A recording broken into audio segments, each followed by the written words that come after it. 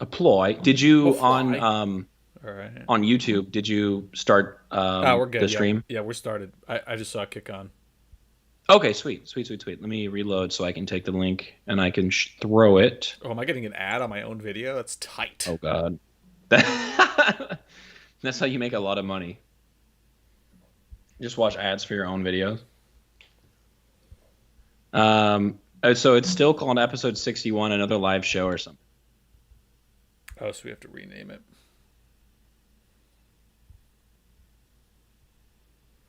How do I go to me being live?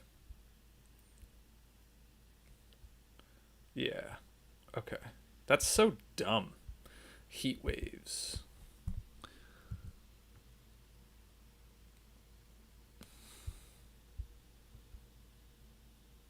It's gonna sound a little rough just because I turned on the desktop audio. I have to have the desktop audio on because that's how I'm gonna play the theme.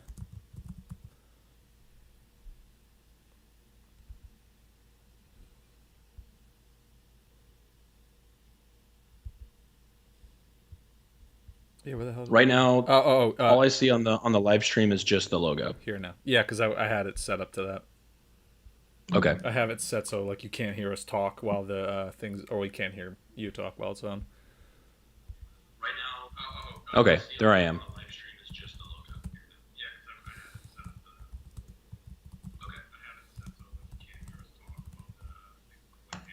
Okay, that sounds right. I think that's good now. I think we're good. So I'm going to mute that. There we go. I'm gonna go, fuck it, we'll do it live. I'm gonna take that link. I'm gonna put that on Twitter. And I'm gonna blast it out.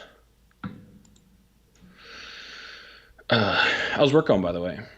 Oh, that's all right. It's all right. I felt bad because I had to like leave early today because I was just feeling like absolute, Getting the vaccine? cheeks. Yeah. No, I didn't get. Oh, I Yeah. left early yesterday to get the vaccine. And I left Yeah, early oh, today okay. because I was like dying. You had the virus. Yeah. I felt kind of guilty about it. But they've been chill. Like they Well, haven't docked any vacation days, so that they've been pretty good. that's good. I think you could actually go after them if they did dock vacation days. Yeah, I'm pretty sure that's there's like some large class action lawsuit that some lawyers putting up. Why?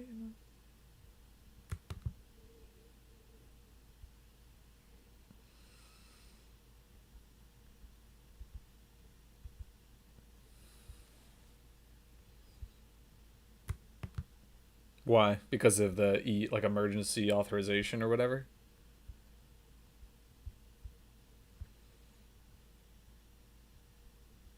Well, I mean, they were never gonna do it anyway. Like they wouldn't. There's no way they would have released it if they got like didn't get full immunity. You feel me? I know, but it's Yeah. It's like, let's say, because normally with a vaccine trial you have to have like a 20-year or like a 10-year window to make sure that there's no adverse long-term effects. dude. We're all gonna turn into Um, the Inhumans. That's that. This is all Marvel to try to promote no, Inhumans. We're gonna turn into this is Inhumans. all I Am Legend. We're all I Am Legend. And I think the mouse is at play. Disney's definitely at play. They're like, oh yeah, the Inhumans failed. Okay, I took that personally. We're gonna make you guys live the Inhumans. No one Oh wanted to man, now I tune have in like, to Agent Carter. Well, yeah. let's see how you like this one. Damn, now I have like three things I'm stoked on. I'm gonna share them all. I don't give a shit. The first one will be opening topic. Who gives a shit? All right, Okay. that sounds good. Live stream going now. Go join us. Okay, sweet. So I tweeted that. Let me send it to the groups we're a part of. That's a funny joke. Someone tweeted, "Do British websites use biscuits?" And that's a pretty funny joke. Clear your biscuits. Um,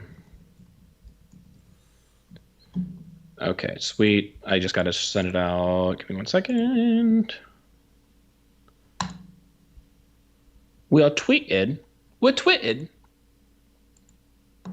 Wondrous. Super sweet, super sweet. BTW, the the shit I got for Rika is fire. The shit what you got for? Oh yeah. Oh, the Yeah, clothes. the picture I sent, dude, they're fire. They're so I fire. gotta gain some weight if I'm gonna get back into Yeah, that. I wish I could just give you some of my weight, but Dude, I uh, lost 12 pounds when I had COVID. that's crazy. That's so crazy. You lost 12. Dude, I gotta get COVID. Oh fuck, I can't get COVID now. No, I'm vaccinated. Got my beach body thanks to COVID. Okay, sweet. I don't hear any issues with the recording, so we're good. Damn, dude, your Sex. background looks so much cooler than mine. All You got right, like this nice like you gotta New York find a City way. You background. gotta find a way to get that to get those books, that whole like shrine. That's got to be your Yeah. background. Did you watch that? I Did you just watch have to that keep my TikTok I desk. just sent you before we started? No, I did not. I'll watch Watch it it right live. now. Watch it live. Watch it That's live. a Watch it live. classic YouTuber background. Is like all of the like books and like figurines and Yeah. Vsauce here. I've considered booktube. I've considered starting booktube for Yeah. sure. A sci-fi booktube. Hey, Vsauce, Michael here. Who is your mom? Your mom is your mom. What if she wasn't just your mom? What if she was a slut? A study conducted at Oxford. Below ground, dick in your mouth. No, does your mom last week? Oh man, it's so good. That is so good, dude. That's so good. I still have I'm never gonna. seen a Vsauce video. I don't get the reference at all, but I love No. those. The worst part is like Vsauce is legitimately good. Like I didn't realize this, but apparently there's like a whole genre of YouTube that is literally called Science Explainer. And Vsauce, I think, would be considered a science explainer. Mm-hmm. But another really good science explainer would be Veritasium. I've Oh been yeah, watching a lot of him lately. yeah, I know him. Yeah, he's good. Vsauce, I would say, is in the same realm. Okay. I love Vsauce. I mean, he had a YouTube Red show that's really good. Okay, where's the? YouTube. God Red, damn, I'm good about to lord. find this. All right. All right, you I don't have ready? to watch this right now. I don't. Just later. I don't Yeah, think yeah, you'll be yeah, able to I'm gonna hear. send you a link. I don't think you'll be able to hear this song, so I guess I'll start it. Yeah, yeah, you'll have to do the introduction. All right, get quiet. Do your thing, player.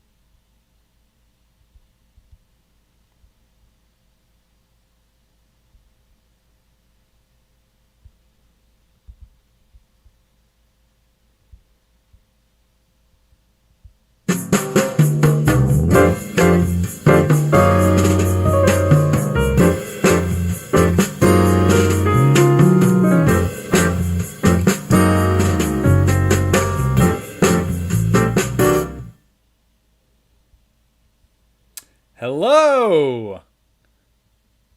What's going on? I'm Hello. still jamming to the theme song on my headphones. Is That's actually kind of nice. I'm gonna start listening to music. me or to the audience? That's to everybody. Hello, welcome to Suck My Fanfic, the internet's most fic-friendly literary podcast.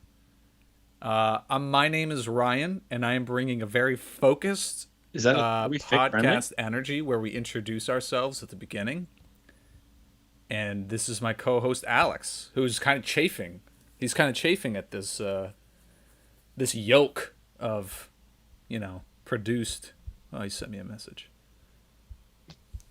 This is big Big podcast time energy podcast right now. energy. It's been a while. How you doing? Yeah, I'm personally good. I'll admit, I don't know if you can tell, I got some bags under my eyes. I'm very burnt out. I've been teaching and doing school shit like nonstop, which is nice, but semester is going to be done in 2 days. So when that's over, I won't be burnt out. What about you? How are you feeling? Are you okay? You good? Yeah, man. I'm good. Feeling strong. Feeling vaxxed. We're both vaccinated. Good. Get a little vax. I'm vaxxed and waxed and ready to hit the town.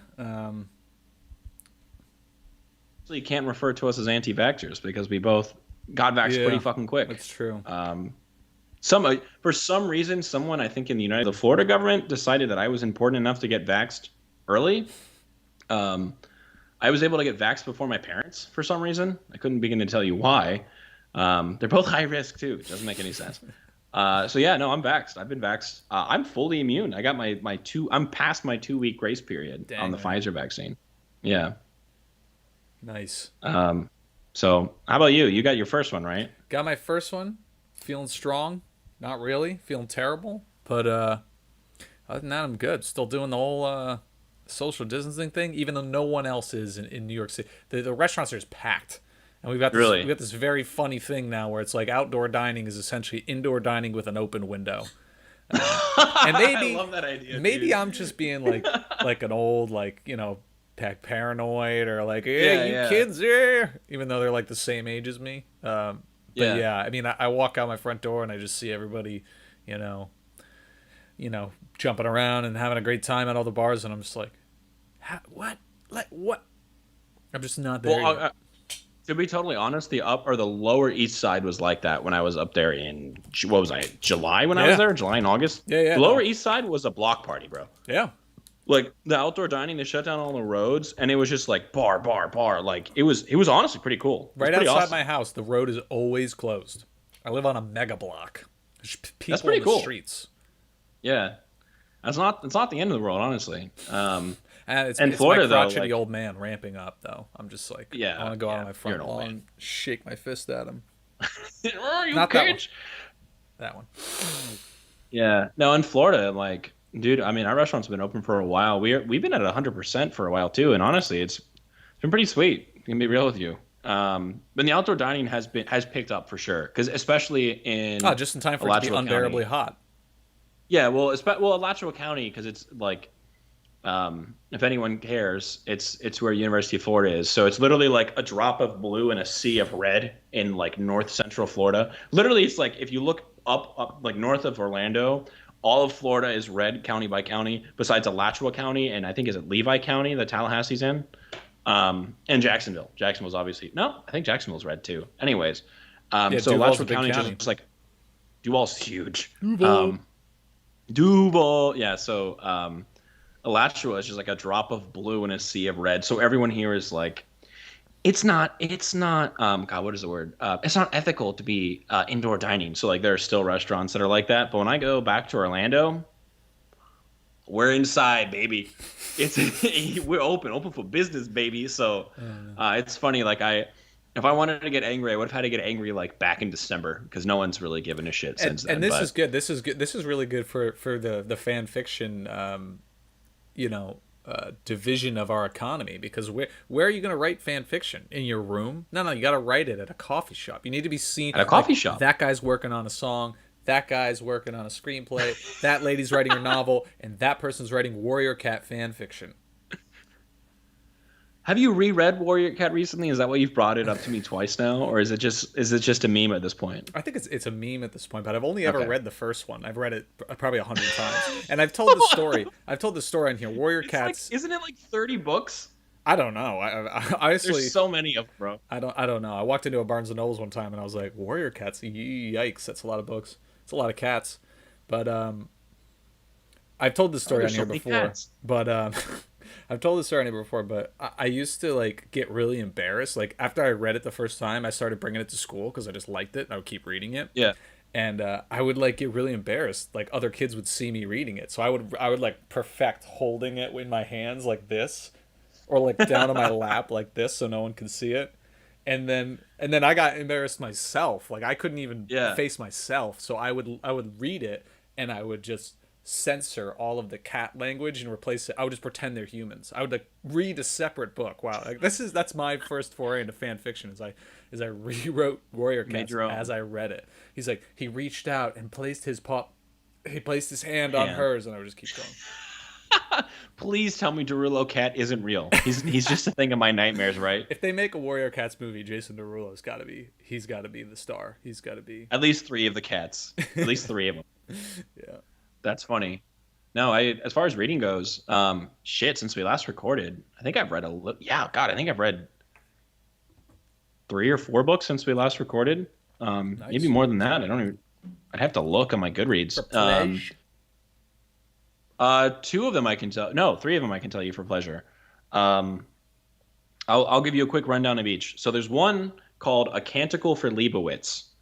And it is basically, let's say in the 1960s, early 1960s, the nuclear war happened. And not everybody died. Fast forward, I think it's 800 years or 600 years. And there is a abbey, a monastery, in the middle of the desert near Utah. And they have basically created this monastic order started by a former nuclear scientist And it's told in three separate parts. So the first one is 600 years. I think it's six or eight.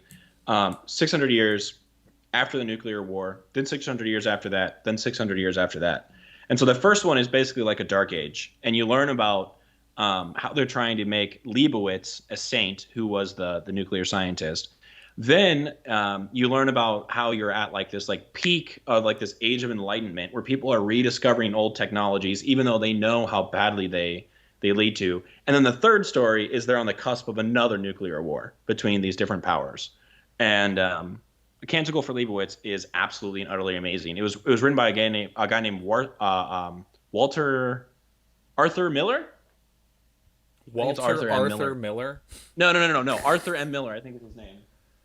Fuck off. It's Arthur M. Miller. My name is Jonathan William Shakespeare.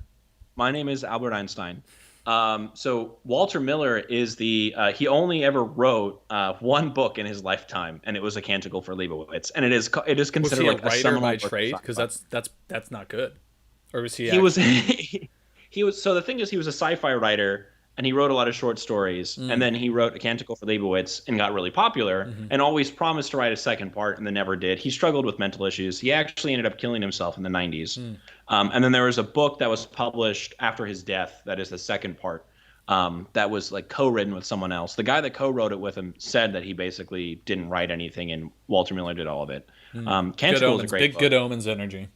Big Good Omens energy. And then the second one that I can throw out that I read for pleasure is a book called Solaris by an author named Stanislav Lem. And it's basically in the future, the Earth has colonized all these other planets, and the main character of Solaris gets called to this planet called Solaris, and it's this weird like ocean planet, but it's like plasma ocean, and it creates these weird like constructs. And they've never been able to figure it out for like this very long, like decades. I think maybe even over 100 years. They haven't been able to figure out what's going on in this planet. And then all of a sudden, one of the scientists hits it with this high level of X-ray radiation, and these like they call them like mimoids or memoids or whatever, start appearing on the spaceship or the research station that they have floating above Solaris, and they are like psychic copies of people that the scientists knew back on Earth. And so the guy that gets sent there to research it and to see what's going on, he doesn't know that any of that's happening. And so when he gets there, it's almost like a very like horror thriller book for like the first half. It sounds like Body Snatchers kind of vibe. Yeah. And so the crazy part is he goes to sleep, he wakes up, and his former wife that killed herself 10 years before is there, like in the flesh.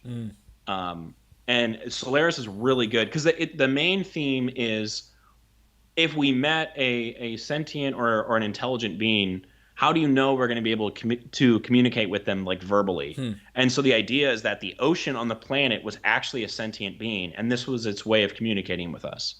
And Solaris is really good. I think I preferred Canticle just because I said it was in three parts. The first and the third part are like almost perfection. The second one's okay. It's good. It's whatever. The third one is very good. I think you told me about it. I either saw that while you were reading that on Goodreads, follow Alex on Goodreads, or you told me about it sometime. Yeah. So those are some of the things I've read since we last recorded. How about you? Have you read anything, or you just been cooped up? I actually did read something. I read. Oh, sweet. I read a book called Tubes. It's basic. It's a nonfiction, and it's basically the physical architecture of the internet, how it all works, like what it takes to actually drive the internet. Okay. And it all stems from this journalist wrote it because it stemmed from this like senator who was on the committee to oversee telecommunications and then the internet, and he's like, the internet's just a bunch of tubes, and everyone like dogged him for that because you're like, what an idiot. But it actually is. It's really fascinating to learn about all this stuff and the evolution of the internet and how it's like this thing that let everything become placeless, or it doesn't matter where you are. It doesn't. You have a portal to anywhere in the world is like really just rooted in like wires and machines. And it literally has to travel. It's light, but it physically has to travel and touch. So it has to travel. Yeah. It's interesting. One of the. Thing. What were you saying? It's interesting. Oh yeah, no, it's a very very good book. It's called Tubes. It's got a great cover. I was going to say too. one of the people I work with, she does digital anthro and how the digital anthro manifests itself physically. And she's actually done work on the cross oceanic or transoceanic transatlantic cables. fiber optic lines. Yeah. Yeah. Those are crazy. Yeah, and she's told me a lot about it. So it is tubes. Yeah. That's actually true. That's really interesting. And it's also maybe she was looking into this, but I remember reading a couple articles and the book touches on it. The idea of like, where do you choose these cables to come up? And it's like, just like dump it. There's some on the shore down the Jersey Shore. There's some here. There's one in New York City. Yeah, there's one know up that, here right? in New York City. Yeah. There's actually a couple really cool internet buildings up here. And it's just like, it's placeless, but all these old internet buildings are the same old like AT&T and Bell buildings. It's just like it kind of propagated from wherever. So, and it also has the idea of this stuff is critical. Like, you could just you could attack one of these buildings, or you could cripple one of these buildings, and then it would shut down so much. So it's like, is it like high security, high risk, but also everybody needs to be aware of them to help build out this network. Like it needs to be public information so people can continue to grow the network. But it seems like more and more ever since this book was published and just kind of how things are going, that it seems more and more like it's cloak and dagger. They're keeping these places under obviously a high security, but in secret. Yeah. As much as they can. Really great book. That's a good one. Tubes. Nice. Tubes. I want to look up the cover now, but that's interesting. How come you did not put on your Goodreads? I'm upset about that. So I was a little busy. I was just getting through a little busy? Yeah. I'll that put is a it in cool there. cover. I'll put it in there. I actually like that cover. It's So, great. Journey to the Center of the Internet. That's a really cool subtitle. I'm gonna be real with you. It's good. It's well written, and Yeah. it's not overly technical, because I don't know anything about the internet, so it's got a really good approach, and it's good. Why does Andrew Blum sound familiar? I know, Bloom. right? What is he? Does he like write for something? I feel like I should know, like I know that name, but I don't. Yeah. Let me see. Interesting though. That's really cool. I actually might need to read that for work, so that's not a bad idea. Yeah, for man. you to throw that out I there can to send me. it to you. I can mail it to you. Oh, don't do that. Don't do that. I have to mail you some stuff. So don't mail me tubes. I'll get tubes. Tubes is yours. Okay. Sounds good. Very interesting though. That's cool. Thanks, dude. Nice. I think it's a good precursor. Has nothing to do with what our opening topic is, but I'm ready to jump. Potentially our main topic. So let's go ahead. It has nothing to do with our main topic. I'm not going to toot our own horn. I'm pretty excited about this episode because we've been gone for a while. We both been hella busy. I think that's an understatement to say.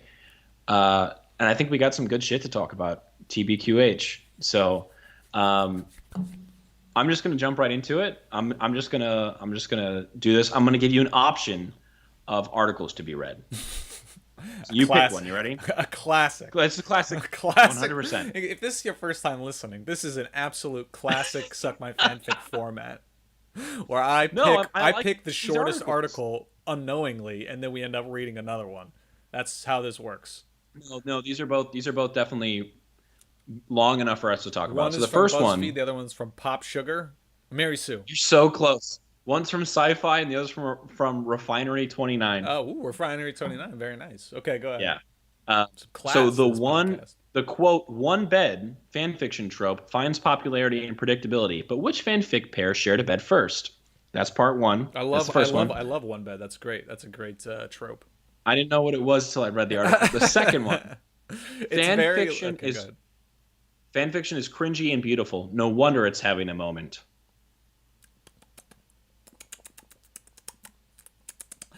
When was the one where it's having a moment was written? Because I don't want anything where it's like it's 2018 and No, April 12th, 2021.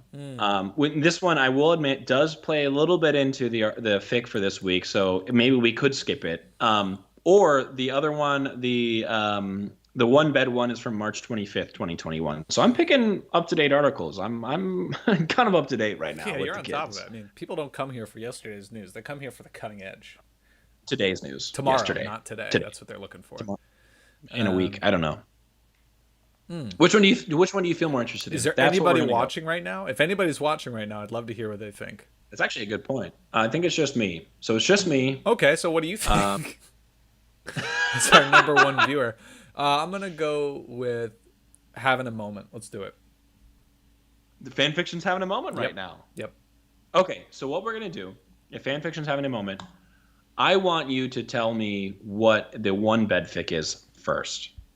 I'm fairly certain that one bed is two characters who normally or don't get along or whatever, and they're staying in some sort of weird situation, like a sleepaway camp or potentially like a dorm room situation. And it's like, oh, wait, there's only one bed, but Malfoy, I don't like you. Oh, Hermione, I don't like you either. Well, we're gonna have Yeah. to just sleep head to foot, and then they get it on. That's what one bed's all about. I love that. That is one bed. I Yeah, got. you I, got that I'm gonna. I totally. wrote a fanfic as a kid. It was one sleeping bag. It was very That's good. funny. Very good. What was the fandom? Harry Potter, of course. Only read Harry Potter. Nice, of course, Yeah. of course. So the to answer the burning question, the first fanfic that shared the bed was actually Luke and Han Solo. 1979 was the first one bed fic. Those are little bunks, though. I mean, they're too small. Yes, 70, called you said- bunkies. You said 79. 79. It was in a That's two. LA. Well, that's 2 years after it came out, right? Yeah, it was in an LA zine called Against the Sith #4. The fic is called Bunkies, and they do not have sex. They just share the bed. It all happens sometimes. Yeah. Interesting. Okay, so Refinery 29. This is an interesting article because it's Refinery 29. We all know my feelings on that. 10-second ready? version of your feelings on that for all our new listeners. Utter fucking dog shit. No respect for anyone who works there. Do you ever dream of finding out your horrible mother sold you, messy bun and all, to be a One Direction sex slave? We've talked about that before. Or are you more familiar with the dark, twisted tale of a famous K-pop threesome, living fast at the helm of a vicious mafia in Seoul, playing with guns? Or maybe you live in a world where hot anime characters moonlight as dopey college students with stimulating tongue rings. Or perhaps all you, Y/N, want is for the two obviously gay characters in a popular show to just make out. If you need to check your pulse when you read the phrase, there was only one better or worse, an urge to vomit, don't worry, you're in good company. So we still get the bed fic. Welcome to the cringy, beautiful world of erotic fan fiction.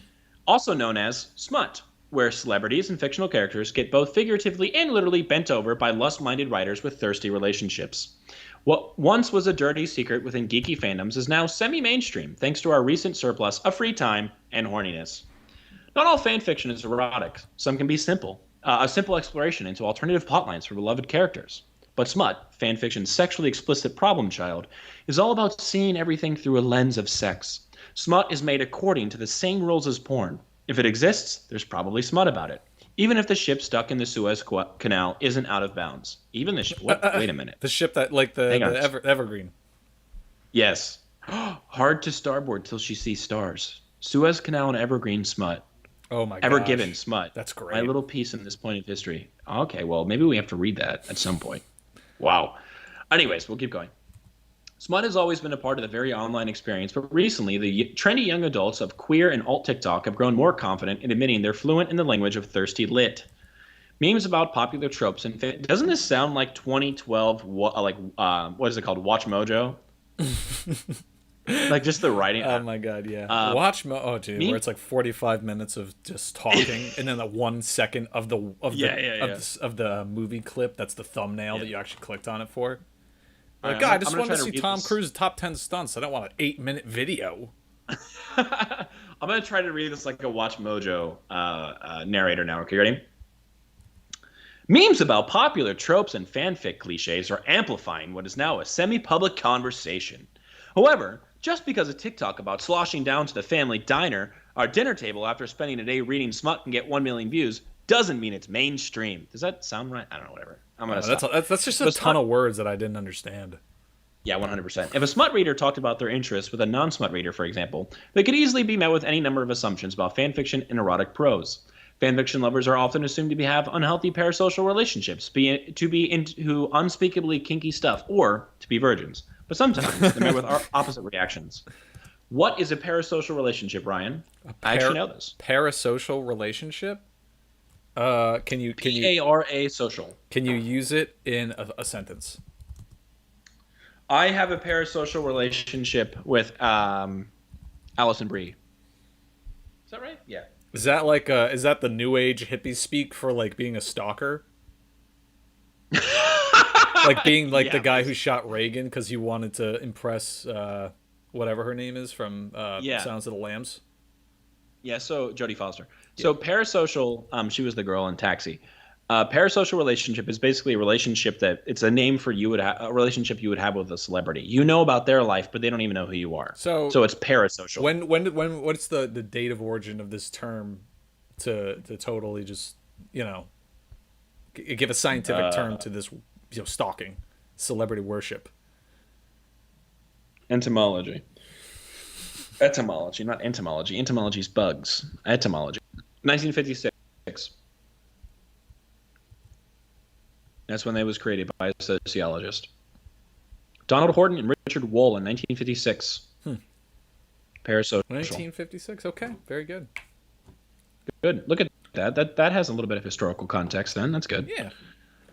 Yeah, it's not too I have old. a Not too old. parasocial. Let me see if now I am going to have to show you what I've learned by using it. Please do. After reading Big Titty Boat Girls fan fiction, I have developed a parasocial relationship with the USS Iowa. The USS Iowa, but yes. Yeah. When 32-year-old Rory, and then they have an asterisk next to it because they're like, all the names have been changed for privacy. Okay. I wasn't going to go looking for Rory anyways. Like, oh, God, you did your due diligence as a journalist. Thank you, Refinery 29. Learned her pretending they're coworkers sources. were all well... Yeah, exactly. Like, they didn't just make this up. We're all well acquainted with fanfic vernacular. She realized she was among her people. Rory remembers after a few post-work drinks admitting to her coworkers, I read things at work, and I probably shouldn't be reading at work. Well, you should be working at work, not reading things. After a pause, someone asked what she meant exactly, and Rory said, I've kind of gotten into really this fanfic stuff. Turns out she was in a veritable summit of fanfiction enthusiasts, with everything from Harry Potter to BTS fandoms represented. After they exchanged AO3 tags, Rory confirmed that while she might be hornier than most of her colleagues, she felt she was in good company all the time. Rory explains that compared to porn with smut, you get more of the burning and the lusting, especially if it's a slow burn fanfic, where they both like each other, but neither of them will admit it, and there's so much tension. Everyone loves a good that could be a spoiler. 400,000 word burn. That could be what we're reading today. But despite all this talk of slow burns, the fact that fanfic is based on characters who readers already know allows for easier access to the good stuff. By pulling from familiar faces and backstories, fanfiction writers can offer complex and emotionally charged scenes in the same amount of time it takes a busty housewife on Pornhub to realize she has no money to pay for pizza. I disagree with that, but all right, because I don't even watch the part leading up to it. But does that explain why so many people are now flocking to fan fiction? I think this is Melissa, the fundamental difference asterisk, between you and me is because I love the part leading up to it. I will just like jump from video to video watching just the setup. You're a woman. That's why. It's because you're a woman. You're a lady. I'm only saying that based on the objective statistics we have talked about on this show. Yeah, that's fair. Not because I'm sexist. No, just because Melissa, you're a Neanderthal.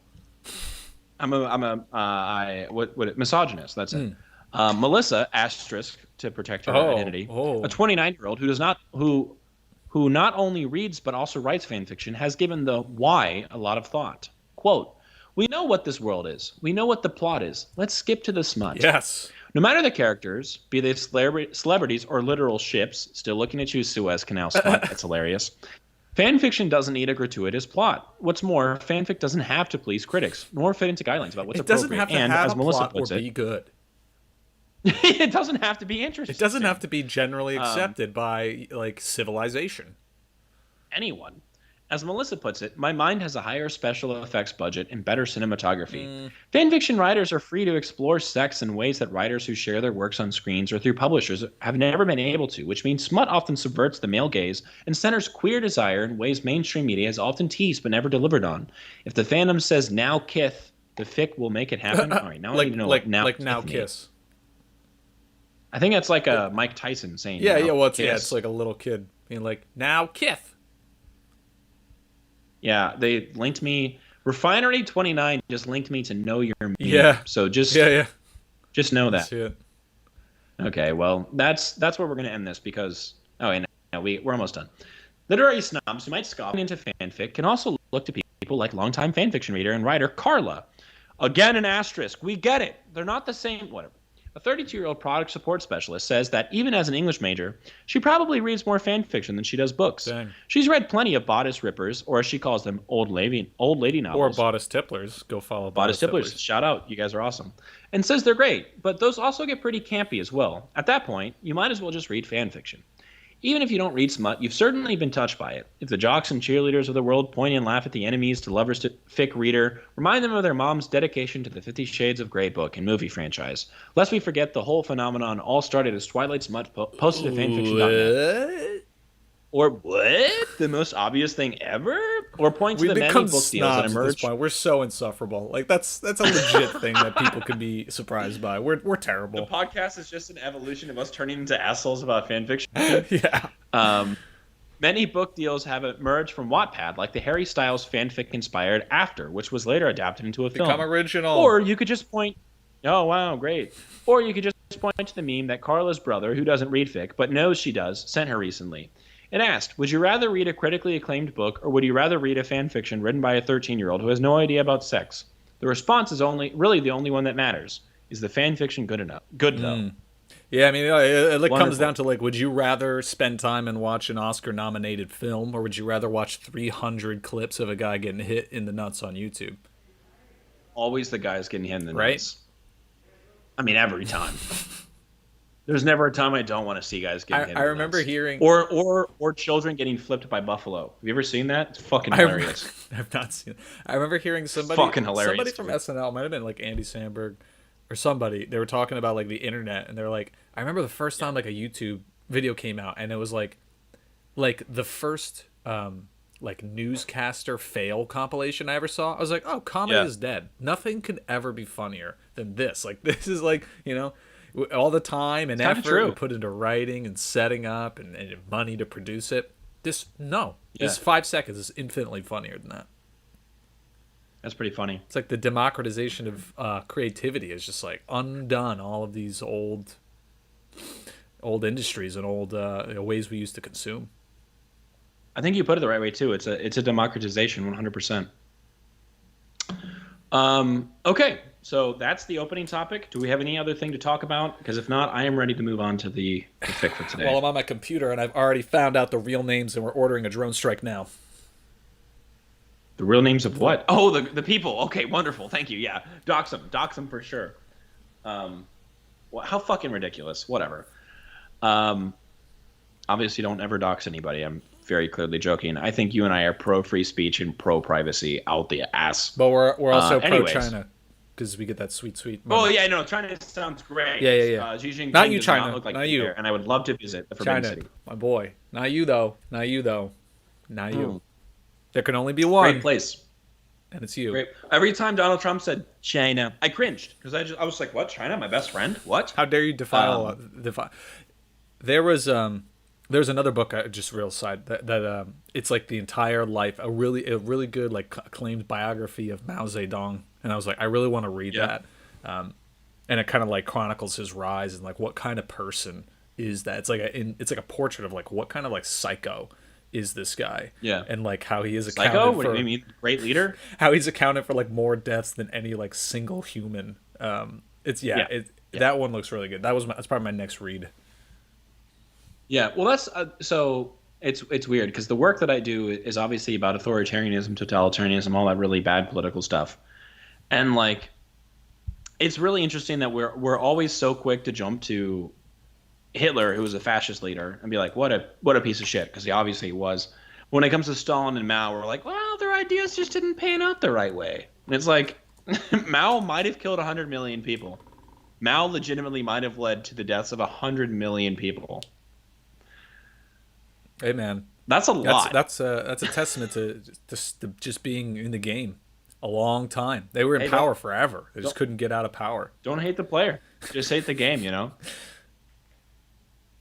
It's like the Great Leap Forward. They killed all the crows because they didn't like them, and then all the crops got eaten by bugs because the crows weren't there to kill the bugs.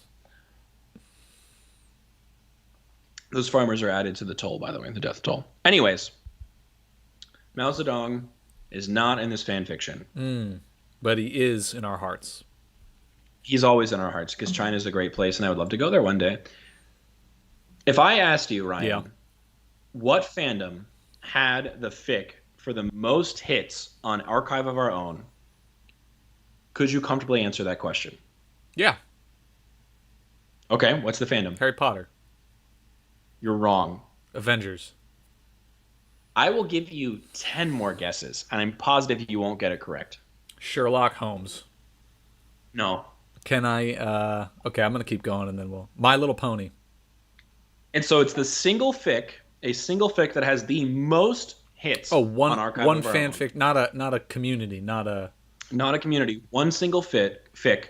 What is the fandom the fic is written about? That's my 1D. question to you. No. I can tell you, Is it? as of 4 months ago, it was My Hero Academia, and it is no longer. Oh, so it's new. Or it could have just gotten popularity recently. I'm not going to spoil it just yet.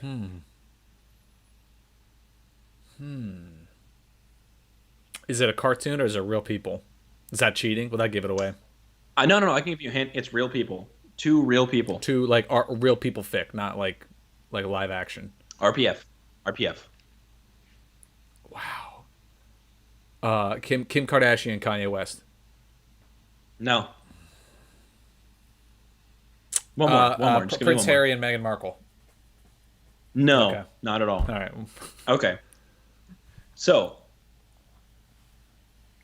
what was the most popularly read fan fiction on Archive of Our Own was a fic called Yesterday Upon the Stair, written by Pit Viper of Doom on Archive of Our Own, and it was completed October 12th of 2019. It was about My Hero Academia. Never seen it. Don't know much about it. Send No, me the it's link. manga. I'll pull it up on the No, it's screen. It'll be a anime. big reveal when you're ready.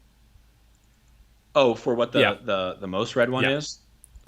Okay, well you can't open it I until won't, I send I it to you, won't. right? I'm gonna have to email it to you, so chill Yeah, out. you can't Skype it to me? Skype chat It's I'm on a different computer. Oh my gosh, this guy's got multiple computers. What is this? All right, there's a I nice do big ad actually- for I- Nissan on our stream right now. This is great. Nissan. I wish it was what is it? Buick? That's not is a that Buick, the bro. one That's- with That's not a Buick. Do. with Matthew McConaughey? Yeah, Lincoln is Matthew McConaughey. I drove a Lincoln before. It was I cool. drove a Lincoln before I became right, the oh. governor of Texas. I did see he's polling higher. It would be interesting to see if the Jack in the Box mascot polls higher than Greg Abbott. So Yeah. Well, it's mainly because of that natural disaster they had where 100 people died. I feel like Matt. I feel like Okay. Matt's okay. Yes, you just Skype it to me I just sent it to you over email, over email. What is? so check your Oh Gmail. my gosh! Don't open it up, because I want to do the big reveal. I gotta make sure I Okay. close my Gmail before I open up the screen, or else everyone's gonna have my personal Gmail account. Oh God! Oh no! Okay, you ready? Not at all. Not even close. Keep hyping up My Hero Okay. Academia. My Hero Academia was the number one. I don't even know what it's about, honestly. It's called Yesterday Upon the Stair. I assume. Oh, here's the summary. I'm going to butcher the names. Midoriya Izuku has Midori always been Sour? written off as weird. Sure. As if it's not bad enough to be the quirkless weakling, he has to be the weird quirkless weakling on top of it. But truthfully, the weird part is the only part that's accurate. He's determined not to be a weakling, and in spite of what it says on paper, he's not actually quirkless. Even before meeting All Might and taking the power of One for All, Izuku isn't quirkless. Not that anyone would believe it if he told them. Okay. Whatever. Now, do you want to take one more guess on what the RPF is for the number one read fan fiction on Archive of Our Own? And I will tell you that the My Hero Academia one had 1,682,996 hits. I'm just gonna put it on my home screen, so no one watching the stream judge my home screen.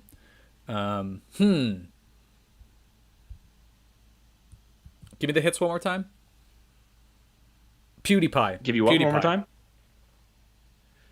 It's a YouTuber. You're close. So the number one stream the number one fic is a fic called Heat Waves, written by TBH Your Lame. It's about Dream and George Not Found. Now, I'm going to ask you, do you know who those This people work are? is only registered to users of the archive. I can't get in. This is a big. I have no idea who either of those people are. Okay, wonderful. So you just brought up two really good points. A, the only people that can view the archive or view the Warrior Cats, you asshole. Um, It's my home screen. It's my home the screen. only people.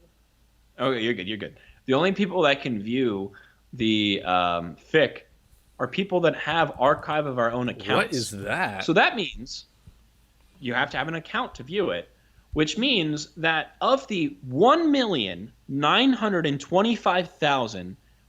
1,925,017 hits, all of those had to be done by people that had accounts.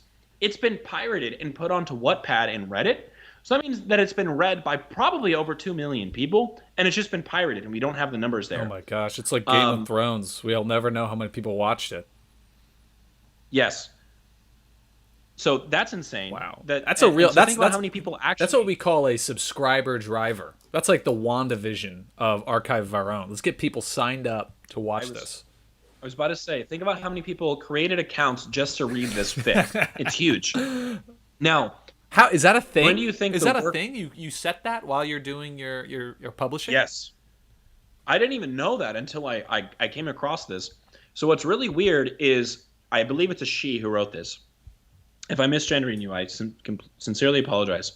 Apparently, she didn't want this to become popular, and she didn't think it was going to blow up. And then it became the most read fanfic on Archive of Our Own. Of all time. The first chapter was published September 20th of 2020, completed January 12th, and it has since had almost 2 million hits, which is the most on the website ever. Wow. Well, so It has 84,000 kudos. and then so it's I got it up to here. Dream. It does Minecraft Yes. videos. Yes. So Dream and George Not Found are both Minecraft YouTubers. Dream is 21, is an anonymous Minecraft YouTuber, refuses to show his face. Oh. It is alleged that he may or may not be homosexual. Not that it's anyone's George business, Not quite Found frankly. Not that, OnlyFans. Oh, interesting. yes, George Not Found is from the United Kingdom. He is 24. Now, their ship name is Dream Not Found, which, like, that really matters. And then they're friends with other Minecraft YouTubers. One of them is SnapNap, and the other one is Clay, I believe. Oh, no, Clay is Dream's real name. And SnapNap is another one, and I guess Carl Jacobs might be another one too. So basically what happened, okay, here's the question. Do you want to know the backstory on the story, or do you want me to read you the first Here's a chapter question first? for you. pick. Dude, are people still watching Minecraft videos? Like, what? Yes. Why? Minecraft is more popular than it was when it came out years ago. Dude, I don't know how long Mondays, my guy. Fortnite's going to stick around. It's been around for a long time, but I feel like Minecraft's never going away. We need this guy's fan base. This guy posted a 47-minute video. It's got 81 million views. Dreams? Yeah. Are people Yeah. actively consuming So- it, or do you put it on and just like listen to it while you clean the house? Or do you listen to it There's while you two play explanations. Minecraft? Well, probably that too. Two explanations. He's a speedrunner, is one.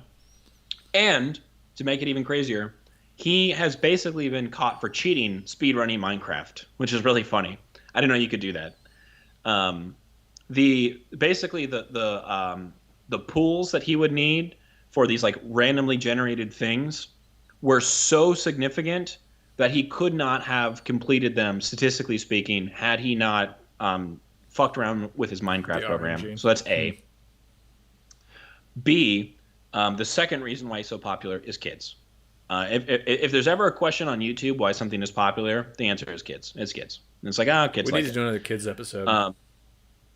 We should definitely do another kids episode. Just throwing it out there. Anyways, Okay. so Dream and Minecraft got huge because PewDiePie started streaming Minecraft again, and Minecraft, which originally did not have a story, now does actually have a way to beat the game, quote Yeah, unquote. the dragon. I've seen And so that. people speed run the Ender Dragon. Yeah.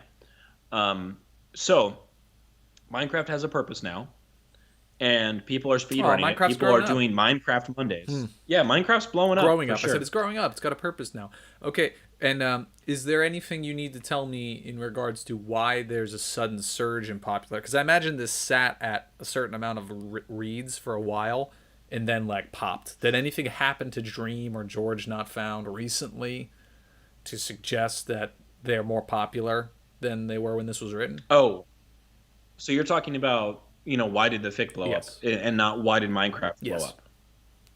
Okay, so I can either read you the fic first, the first chapter of the fic. We're not going to read all 50,000 words. I'm just going to read you the first chapter. Or I can read you the Reddit post that someone made about why this is popular that explained it to me. So you pick. No, nope. Let me listen to it. I don't want to be. Let me just read the first chapter. I don't want to be tainted by anybody's opinions or what they think. Wonderful, wonderful. Okay, so this is part 1 of the Dreamland series. Like I said, it's on Archive of Our Own. It's locked. And what's really crazy is you haven't tried to get an account on Archive of Our Own, have you? Not in many years. I'm a fan. They don't just let anyone. Yeah, they don't just let anyone make an account. You actually have to apply to have an account. Yeah, because you have to stay an active It's user. like a weird beta, like charity kind of open source deal. It's a beta. Yes. You have to be invited to the beta. I Yes. can't wait So for I can't people- wait for that Archive of Our Own to drop. I can't wait for them to just send the product. Archive of Our Own, not beta. Archive yeah. of Our Own release date. So people were trying to sign up for it and just couldn't because they had to wait for invitations. They actually had to wait to read this fan fiction. I remember they were looking for volunteers to like sort through applications because it's just like you could. Yes. A person has to look at it, to my understanding. Yes. Yeah. So there's really not that many tags. It's just like slow burn, unrequited lust, fluff, hot weather. It's called Heat Waves, which is based off of the Glass Animals song Heat Waves, which is popular on TikTok. And this is sort of getting to why it's popular in general. Summary. Dream has always held a gentle admiration for George, but when their nuanced friendship trickles into his sleeping mind, he awakens to a new world of conflicting emotions and longing.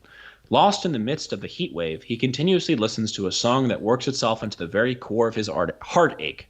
Floridian nights, unsent messages, spiraling infatuation, and terrible, terrible weather. Florida. First off, fuck you. Not terrible weather. Been gorgeous for the past, 4 months. Fuck you. When is it set though? Like June? Well, that's probably late night in the middle of June, probably. Okay, notes. Is Chapter Dream one- from chapter Florida? one. Is there a reason it's in Florida? Yes, yeah. Apparently, Dream's from Florida. And like I said, he's anonymous. Dude, no where one do you knows what think he actually Dream looks lives in like. Florida? What kind of vibe? I don't know this kid, so like, If I had to guess, Tampa. no way. Tampa has the weird people. Nah, man. Dream. Oh, I'm sorry. Tampa's weird, bro. Dream's from Orlando. He's soft. Dream. Tampa's- okay, sure. Tampa's got weirdos, but none of them know how to turn on any kind of electronics. This kid went to like Dr. Phillips, and is from freaking suburban. yeah. He's probably from Lake Mary. He probably lives like He was probably a fucking theater kid too, 100%. yeah.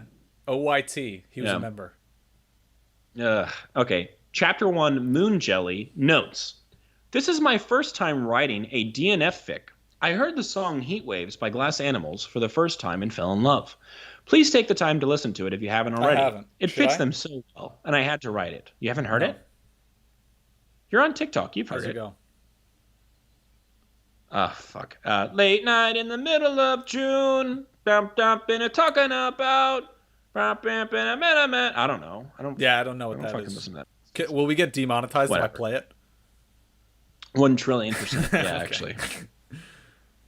I'm excited and hope you enjoy. In all caps, do not share this to the CCs and any tags, donos, or other sources. I will delete it. Please do not pass around PDFs, plagiarized versions, or upload my works to other sites. I will delete it. Hasn't happened because it's the biggest, most read fic Well, ever. definitely got out of their control. They were probably just being like, if you post this on my freaking, Yeah. whatever, Tumblr, I'm gonna come after you, bro. Pretty much. Okay, you ready? Yeah. First chapter. A gentle glow from the computer screen washes over the dark desk, colors flickering in rapid motion. The monitor whirs in self-defense of the growing heat. The ceiling fan lays mockingly silent in the stifling air. Reclined in his seat, Dream's head is tilted back to watch the wooden slats for the slightest tremor. Betrayal. Beads of sweat collect near his hairline. He tugs absently on the sticky plastic of his headphones, where they rest around his neck. The small light on the exterior blinks green. Dream? He hears George say faintly. Wait, did he leave? Snapnap asks. It says he's on the call still. George's voice slowly grows closer. Dream begins to detach his eyes from the fan. Dream? In concern, his voice makes Dream sit up. He pushes his headphones back on and wipes his face. Yes, hello. Sorry, I zoned out for a sec. He blinks to register what's on his screen, seeing grass blocks and Snap-Nap's avatar crouching in front of him. Shoot, did you end the stream? He quickly tabs out just in time to see George laugh. No, but I'm about to. Couldn't end it without you saying bye, George says. The small, considerate act is enough to bloom a warmth in Dreams' chest. He smiles. Oh, all right. Bye, stream. Bye, Snap-Nap yells. George waves to the camera. Bye, you guys. Thank you so much. Also, pray for Dream's air conditioning. And my broken fan, Dream adds. Bye-bye, George repeats, then disappears from Dream's view. The stream has ended. A familiar feeling creeps into Dream's chest whenever that message appears post-stream. Disappointment clouded with confusion. Today, it is accompanied by trickles of regret. He frowns. Sorry I spent so much of your stream complaining about the weather, he says, clicking back to the server. Oh man, is there anything better than post-stream shop talk? You just like, let's gotta towel off and just talk crap about everybody who was in the chat. Absolutely, fuck the chat. No, I love the chat, honestly. A familiar feeling creeps into Dream's chest whenever that message appears post-stream. Disappointment clouded with confusion. Today, it is accompanied by trickles of regret. He frowns. Sorry I spent so much of your stream complaining about the weather, he says, clicking back to the server. Snap-Nap has placed an oak sign before him that reads, "Wee wah, Dream can't take the heat." He rolls his eyes and breaks it. It's fine, really. I just feel bad for you, George says. His avatar bounds over and starts putting doors on the ground. Any idea when it'll be fixed? Soon, I hope, Dream answers with a huff, opening and closing the doors to appease George. I don't think I can take much more of this. They'd been playing for the past 3 hours, meaning Dream had been accumulating enough sweat in his boxers to stick to his chair for much longer than any man should. In his boxers? Physical comfort. Yeah, I don't know. Is he streaming naked? I mean, that's physical comfort custom at this point. Just dressed from the top and then totally naked from the waist down. Honestly, I have this shirt on, this hat on, and nothing else. Down south, nothing. Me too. Physical comfort was a key component for him to stay mellow, and not much could distract him from the itchy tags and blistering heat. Not much, that is, besides gaming. Seeing you was nice, though. Something about your cheerful face distracts me from my agony, he confesses, words leaving his mouth before he can attempt to filter. He cringes. What was that? Oh my god, shut up, George says. He sounds embarrassed. Snap-Nap coos. Maybe I should stream with my camera on, too. Dream laughs, running away from the two of them to ease his sudden spike in nervousness. That would keep my attention. Oh yeah, my stream's not interesting enough for you, Dream, George says, flying after him. What? Dream says, feeling a pang of guilt. What makes you think that? I love your streams. George continues to act offended. If you loved them, you wouldn't zone out randomly. I didn't mean to, Dream whines, which only makes the other two laugh. I just got distracted by my misery and tried to airbend to breeze in here. Yeah, right, Snap-Nap says. You couldn't have been doing just that for 10 minutes. 10 minutes, Dream repeats. He didn't feel it had been that long. He was exploring the map and then clicked onto George's stream to see where he was. And of course, George was smiling and yelling, but somehow so full of energy and spirit, and that hot air started to seep into Dream's soul. You were AFK for a while, George says. We were still talking to you, though, and thought you'd muted yourself or something. Chat thought it was embarrassing. Oh, Dream says. Hold on, did you mean to mute yourself? Snap-Nap asks, laughing as his own words leave his mouth. A little too excited watching George? Both Dream and George explode in disgusted yells. Good Lord, Snap-Nap! Snap-Nap! George sends a series of hits raining down onto his avatar. You are so inappropriate off-stream. You're gross, Dream says with a laugh. But it's feeble and half-hearted. His pulse is rapidly drumming inside his skull. He is not lost to the strange dilemma why he faded from their call for so long to stare at his Georgeless ceiling. Why did George have anything to do with it? Envy, perhaps, of his friend's ability to be wearing a hoodie in the middle of summer. He brushes it off. It's true, though. George's face does get me excited. George groans, making Snap-Nap and Dream yell. A laugh. Now you're just trying to make me uncomfortable. Flustered, you mean, Dream inputs quickly. Oh no, I'm sick of you two, George says, immediately exiting the server. Consider this a rage quit. George not found has left the game. Dream sends a frowny face into the chat. No, Georgie, Snap pleads. You did a great job today, Dream says, wholeheartedly. I'm going to rewatch what I missed of it later, George laughs. I seriously have to go. I'll talk to you soon, he says, a small sound emitting from Discord signifying he's left the call. The feeling returns to Dream's chest. It's akin to the cold rush that follows when he removes his hands from a steaming coffee mug. Some nights, after their friends have logged off for good, he'll do anything to avoid giving in and going to bed. Twitter, mini games, coding, creating playlists. His favorite nights, though, are when George wakes up early enough to keep him company. Their conversations radiate with the warmth of both the Florida night and the English sunrise. So whenever George jokingly becomes angry with him, Dream can't dispel the tiny tremor of worry that maybe he's gone too far. Maybe he doesn't like to mull over the thought of them really fighting. It would terrify him like nothing else. He knows George will call again tomorrow, and that he isn't nearly as upset as he lets on. Yet he still finds himself carefully watching the dot next to George's name switch from green to a pale gray. I think I'm going to hop off too, Dream says to Snap Nap. All right, see ya. After disconnecting, he swivels around in his chair to face his bed. The dark comforter has been kicked to the floor, sheets askew. The window above his head is shut tight to keep out the humid air and insects, but he can see the soft orange streetlights in the distance. He sighs and wishes for rain. He remembers running barefoot on his neighborhood streets as a child where storms would roll in from the sea, splashing in gravely puddles, and letting the cool raindrops dampen his hair. That space was always euphoric. A brief temperance from the smoldering air, green palm trees swaying in the wind, the hint of thunder and lightning, but it feels so far from him now, especially in this dreadful weather. He turns off his computer and begrudgingly gets in bed. He's nearly grown accustomed to the dark when his phone vibrates, the notification lighting up the room. He squints. A text from George. I feel like this song is a good way for me to get back at you, it reads. Dream clicks on the link, opening his Spotify to a new Glass Animals song. Heat waves, he responds, smiling. Very funny. He'll listen to it in the morning. As he sets his phone back to the nightstand, Dream finds himself warmed by the gesture. Even though it was an insult on his behalf, George is a thoughtful guy. Nothing wrong with appreciating that. Not that Dream finds it unnerving that interacting with George has a direct correlation with his general contentment and moods. In fact, it isn't worth overthinking. Settled by his own logic, he allows his body to focus on sleep. He slips in and out of shadows, occasionally tossing and turning in irritation at the cotton sheets. The fabric clings to his dampened skin to the moment he sluggishly kicks it away. Something clatters to the floor, but Dream rolls onto his side. Eventually, the night cools enough for him to sink deeper and deeper till he turns his head from his soft, warm pillow to a cold pile of sand.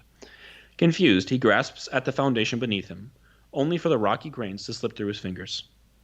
He sits up rapidly, glancing at the beach now, surrounding him. Although the image is narrow, he can tell there is a murky, purple lagoon lapping a few feet before him. The moon ripples across its ominous surface. The night is quiet, a taunting breeze brushing the back of his neck and bringing chills down his spine. He looks down at his hands, seeing his bright sleeves pushed halfway up his forearms, bright green. A sinking feeling begins to rot in his stomach as his familiarity sets in. He's been here before. He shifts his head cautiously, realizing where the shadows at the edge of his vision are coming from, and raises a hand to gently graze the ceramic covering his face. He doesn't need a mirror to know what the mask looks like. He pulls up his hood, tensing as he anticipates the next subject he'll recognize. At any moment, behind his right shoulder, a voice will call from the edge of the trees that'll say, "Dream?" He freezes. That's not right. Isn't it supposed to be George? He asks quietly, turning around with caution. George stands a few feet behind him, goggles perched atop his head and an axe in his hand. He's looking around their location, dazed. The starry sky reflects itself on his lenses. He walks across the sand towards Dream slowly. Where are we? Dream considers, curling in on himself, but can't help finding the comfort of honesty. My head, I guess? He knows from experience that this place values integrity more than anything. Facing it head on, so to speak. He just doesn't know why he'd let George in here. It isn't safe. It's pretty, George says, sitting on the sand next to him. Dream's heart aches faintly at this remark. Once, he thought it was pretty too.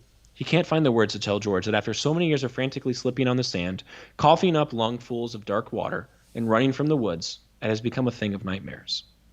He stares at George. Can he feel the memories here? So this is... George gestures around with his axe vaguely. Florida? Dream cracks a smile. Yeah, you finally made it, he teases softly. George's grin is bright enough to make him look away. It's a lagoon I used to come to as a kid. You make it sound like that was lifetimes ago. Something foreign and lost weighs on the tension in Dreams' features, forgotten behind the ceramic. Maybe, he says. I've had multiple lives here. George says nothing. He lifts a moon-soaked hand to the point at the water. Do you see those? Dream turns his head, and small glowing blobs appear near the shore. Their light blue color is stark against the darkness as they float idly. They're moon jellies, Dream says in disbelief. He's never seen them here before. The curling darkness steals all hint of life besides him, his beating heart and occasional whispers in the wind. George hums in approval. Dream looks at him again, grateful for the mask covering his own features. Pale moonlight makes George's skin glow a soft porcelain, pink lips pressed together in a delicate brushstroke. The word bubbles up from deep in Dream's chest, winding into his bloodstream and landing gracefully in his head. Beautiful. He wants to back away from it, to shove it deep down, but for once it feels safe here. Safe to admit it to himself without needing an air of humor to skate on by. Here, it isn't a joke. Why are we here? George asks in a murmur, gaze lifting to face Dream. The word here hangs with a heavy lilt, as if he'd meant to say, what brought me here? Who pulled me? Was it you? In his large brown eyes, Dream can see the faded reflection of his sloppy black and white smile. I know why I'm here, Dream says carefully, but I don't know why you are. A brief rustling of leaves and twigs behind them causes him to tense again. It's dangerous here, George. We should go. Why? Don't you want to stay in this memory? Dream ignores the comment and tightly wraps an arm around his shoulders to help him up. George doesn't try to stand. He keeps them rooted to the white shore with a confused frown. Nothing is going to hurt us when I'm here, he says. Dream feels his face grow hot. Knock it off. This is serious. George looks at him earnestly. I'm being serious. Now that his arm is draped protectively over George's small frame, Dream becomes extremely aware of how close they are. He can sense George's body heat, watch his chest rise and fall, see the goosebumps on his neck. Dream's heart begins to pound. For how long has he wanted to meet him, to hear his voice in person? The fear inside him begins to slowly begins to ebb away into fondness. The moon jellies rapidly multiply until the lagoon is dappled blue and gleaming. George grins. I told you it's pretty. Because of you, Dream says warmly. Even though George rolls his eyes, he means it. They laugh lightly at each other, glowing water and gentle sparks blooming as the moment passes. George's gaze lingers on Dream for a few heartbeats, before letting go of his axe. He raises his hand to reach for the ceramic mask. Dream freezes as his eyes follow the motion. His hood falls when George runs his fingers gently through his wavy hair. He can't remember the last time he let someone do this. It feels intimate. It feels terrifying. His eyes shut when George finds the metal clasp on the back of his head. He exhales when he feels the weight of the mask drop from his face. The breeze is cold on his cheeks. He can smell the nearby salt water. He opens his eyes and sees twice as many stars as usual. How did you do that? I've never... He looks at George, who is smiling softly. I know honesty is important to you, George says. His hand moves to gently touch Dream's cheekbone. Dream reaches and delicately takes George's hand in his, slender knuckles and fingers sliding together with timid grace. He feels alive.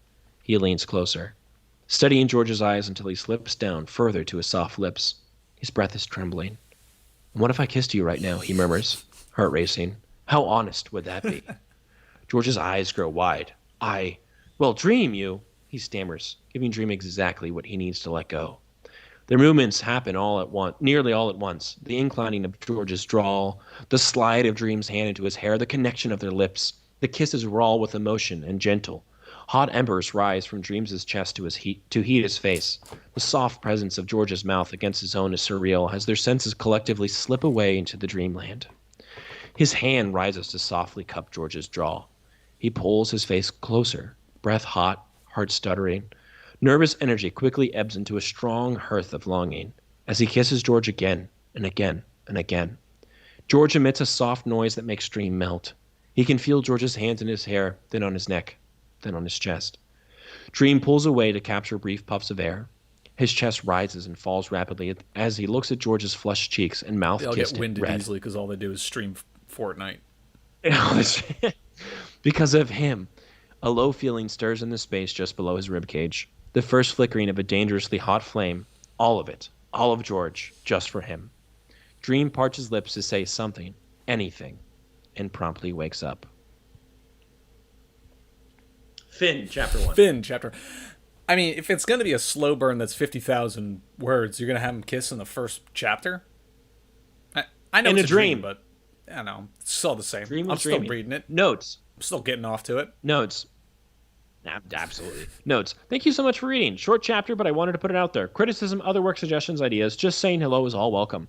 Also, LOL, I started writing this a few weeks ago, and Dream just recently complained about his AC being broken. Such a weird coincidence. I'll try to re-upload quickly. Chapter 2 is ready, but I'm kind of convinced no one will see this. This person has a paranorman LOL. relationship with Dream, and they went and sabotaged Dream's air conditioning to make it more lifelike. Yeah. Absolutely. Let me see some. There's got to be a ton of comments because I'm really impressed. everyone's got an account, right? So everybody can comment. Yeah. Yeah, I really enjoyed reading this. This line in particular is my favorite. And what if I kissed you right now? He murmurs, heart racing. How honest would that be? It's so good. Yeah, it's definitely not the best line in the. I will say, in the piece.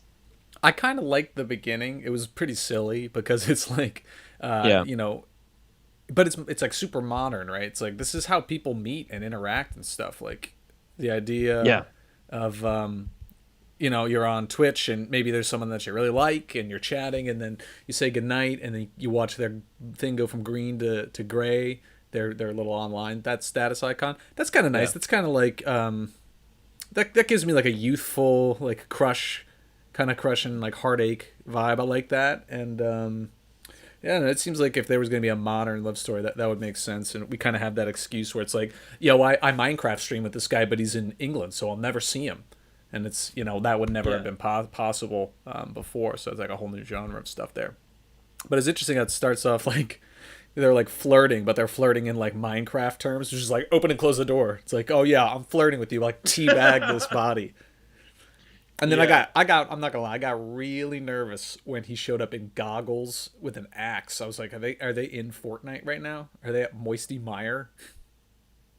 I honestly thought, first off, Moisty Mire is no longer. I honestly thought you were going to say I got really hard when he showed up with an axe and goggles. No, I didn't. But it was nice to have like that. What really seemed nervous. like this kind of like what I see is like a very new age social interaction of like flirting and being interested in someone, and then like a more traditional like very very chivalrous sitting by a lake in the moonlight.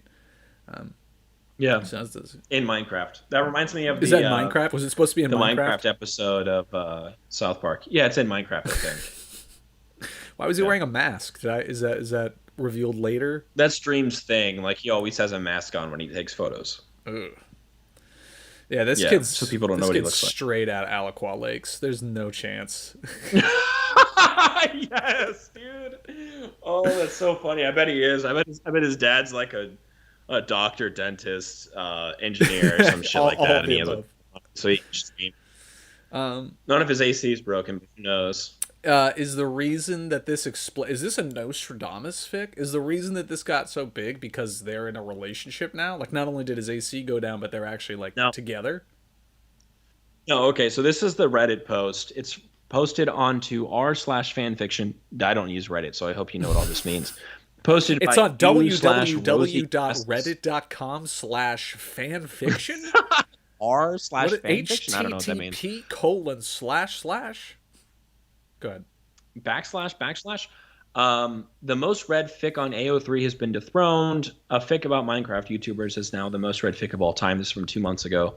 Previously, the English language fic with the most all-time hits on AO3 was a My Hero Academia fic called Yesterday Upon the Stair with 15 million reads. It's up at 16 now, I know. Or 1.6, not 15. 1.5 million reads. It's up around 1.6 million now, but it has been replaced. The crown now belongs to a fic called Heat Waves, a work about 2 Minecraft YouTubers / Twitch streamers. This is absolutely insane, and here's why. 1, this fic is from a fandom that began in earnest maybe almost a year ago when Dream, one of the people on this ship, who is a 21-year-old anonymous YouTuber who makes Minecraft videos and cheats, I'm adding that part, started gaining subscribers in earnest. Now, this fandom, which is relatively unknown to the general public, has outpaced anime, boy bands, K-pop, Harry Potter, TV shows, and countless other well-established fandoms to produce AO3's most read fic. Now, my comment on that is if there is not a lot of Dream fanfic, but a lot of interest in Dream, it might mean that there are a lot of people more interested in reading this as opposed to Harry Potter, which has likely millions of fan fiction stories. So you can pick whatever you want. I see what you're saying. Just going to throw that out. 2, this fic is 4 months old. The author posted the first chapter on September 20th, so the 4-month anniversary was January 20th, just over a week ago. That's when this is posted.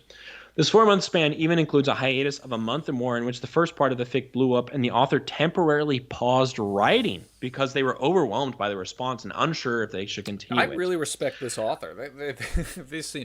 They want integrity. They're driving up via accounts on Archive of Our Own, and they're not trying to monetize it. It's very Calvin and Hobbes. Like, I'm not going to make any toys. Yeah. This is going to be a thing. Yeah. That's it. They're not saying, oh, thanks, here's my Patreon. This is going to be a DreamWorks animation film film in 2 years. Absolutely. DreamWorks, this fic is locked, meaning you must have an AO3 account to read it. We've already said that.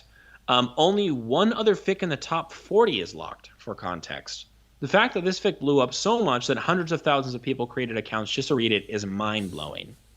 4, the song that the fic is based on, Heat Waves by Glass Animals, parentheses, a British psychedelic pop band, has experienced a huge boost in popularity. It currently sits at 119 million streams on Spotify. I think it's up around 240 million something on Spotify right now. It was voted the most popular song of 2020 in Australia. Articles covering its win attributed it to the fic's popularity. You can read about it here.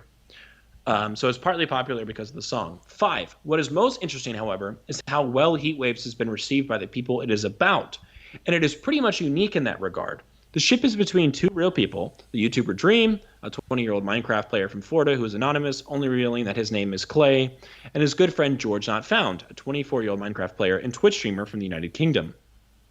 Typically, when two real people are shipped, i.e. popular boy band members for one, people are encouraged not to talk about it online because it may make them uncomfortable. However, Dream, George, and the rest of their friends know about Heat Waves. And at least 2 of the people in their friend group, George and Snapnap. I do want to touch on actually read Snapnap. it. Snapnap is just an unfortunate third wheel. You should go for it, man. Let me meet Snapnap for coffee before I talk about my feelings with George. Before you rail Captain Marvel or something. Snapnap's his real name is guys, Nick you're Steinstein. totally being obvious. And it's like, Snapnap. Yeah. Oh my get God. used. Get out of here. It's the late 90s, and he's the gay best friend of the female protagonist. Yes. Beyond that, Dream and George have both said that they are 100% fine with being shipped in a podcast and on Twitter. That apparently they've said that. So they're And way often cooler than reference the their ship name. Supernatural guys. Yes. In their streams and YouTube videos. I'm completely serious. Look up their ship name or anything related, and you can find countless complication on YouTube, TikTok, and Twitter of them making sexual jokes to and about each other, acting like a couple, etc. Heck, George's last tweet says he kissed Dream. I haven't looked at the tweet, but I assume that's true. And both of them, in the past week alone, have replied to DNF fan art saying it's hot. That is the direct quote. DNF is Dream Not Found, which is their ship name. That's actually... There is a subreddit. I have it up on the screen now. There is a subreddit called Dream Not Found. That's how big this pairing is. Actually has. Allegedly huge, bro. Oh yeah, I got some great art on the screen now. Yeah, I'm looking at the tweet from George. Update: We kissed, and this is for a tweet that he screenshot of his own, which is happy to announce that @Dream was taken and I are getting married in 2021. Oh, it's pretty good. They have has... some fans made cover art for Heat Waves. It looks pretty good, actually. I would watch this. Yeah, it does actually look pretty good. The tweet from January 29th that he said about them kissing has 16,000 comments and 370,000 likes, which is pretty insane for Twitter. Oh, I'm looking at the stream. That is, that's weird that there's. I mean, some of that art is really good. Okay. 6. Heat Waves has reshaped the fandom and the popularity of the ship. Before it was published and people found out about it, most people avoided talking about DNF out of respect for the content creators. But since they gave their blessing and the fic exploded, talk about the ship is everywhere within the fandom. People make DNF fan art and publish DNF fanfics. The two guys and their friends reference it on stream. It's wild looking at the attitude of the fandom towards the ship, supportive but not vocal, last summer as opposed to right now, where it's basically universally accepted and supported. So basically, that is the explanation of why the most read fan fiction on Archive of Our Own is about Minecraft YouTubers. Because they kind of started to own it, 6 months and they have a huge... I'm just like, who was the first... I like your theory of there's a huge interest in these two personalities, but there's no who in the right mind would write that story? So there's only one, so naturally it gets log jammed, it gets a ton of views. I like that. I think it's part of it. I like that theory, but then who is the first, I guess maybe I spaced out while I was staring at the fan art. Did the Dream Not Found ship come before the fan fiction? Was it a big thing, or was it kind of like somebody was just like, I shipped them and it blew up, and they grabbed it and they So I looked it? think, yeah, to my understanding, the pairing was already pretty popular. Because they streamed And together a then, lot or something. Yeah, I guess. And then someone wrote this, and they kind of like excelled their popularity, and then the excelling of their popularity excelled the fan fiction. Mm-hmm. So that's my understanding of it. Man, this is they better be careful with this because people like still fight for like Louis Tomlinson and Harry Styles being a couple. Like that's still a very real movement. I feel like people are going to get their paranormal relationship with them, and they're gonna take it seriously. I just don't want one of these guys to be, John Lennon, because they got a girlfriend or something. Yeah, I was gonna say I think the thing that makes us dangerous is with these parasocial relationships. These people, I don't want to use this word, but it almost sounds like they're what's the queer baiting? Is that the word they use? Where it sounds like these guys know that it can drive their popularity, and so if they're not actually gay, they're sort of like feeding into it, or if they're not even into each other, they're feeding into it, acting like they like the idea because it's getting them popularity, and then when one of them gets a girlfriend or a boyfriend, whatever you want, you're castle king. People are gonna get pissed. Like that's like with because I don't keep up with streamers, to be completely honest. But like with Ninja, keeping up with the streamers. Like with Ninja, he doesn't stream with females, and people called him a sexist, and he said no, it's because all you people start doing is shipping me with that person and writing fan fiction, and it makes my wife uncomfortable. So I don't stream with women. They're like, oh, okay, well you're a misogynist. So what happens when George starts streaming with someone else? And it's gonna get people pissed. Snippy, so it's like Snip Snap. What if Snip Snap takes Dream Space? Yeah, Snap Nap. People hate Snap Nap. People probably just like bash Snap Nap. Or they like that he's like Tails in this Sonic and Knuckles love story. Yeah, so it's like with this obsession that people have to make this the most read fan fiction ever. What happens when these guys don't end up fucking each other on stream? What? Imagine the pay-per-view event if they do, though. Like, take every Jake Paul boxing Manny Pacquiao event and just throw that out of the water. That's the number one streamed pirated event. Yeah.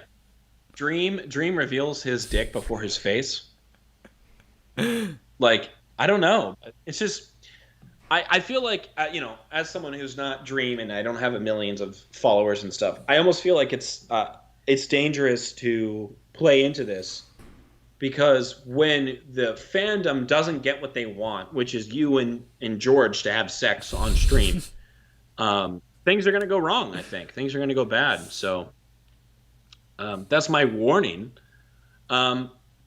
Looking past that and looking past the total, I don't want to say absurdity, but the total randomness of this being the most read fanfic of all time on AO3, what do you think about the writing? What do you think about it? I kind of touched on it a little bit earlier. I don't know. I mean, to me, slow burns just mean really boring. Like, it's just an excuse to kind of meander and not be focused. And that's like just one of the things I don't like about any work of art literature is it's not focused. Like, I don't need the curtains to be blue for an exact reason, but I would like focus. Whatever your goal is, you want to build a world, build the world. If you want to have conflict between characters, you want to build a character, just have focus. But I don't know. It just seems like the idea of a slow burn is just like I have a bunch of like sick, like horny 14-year-old vignettes that I want to put out there, so I'm gonna do that. I do kind of like the opening. I love a good framed opening where something has just happened and they kind of lead into it. It's hard to judge one chapter of 50,000 words. So I don't know if it's gonna come back, but snip snap is very underdeveloped. Snip snap.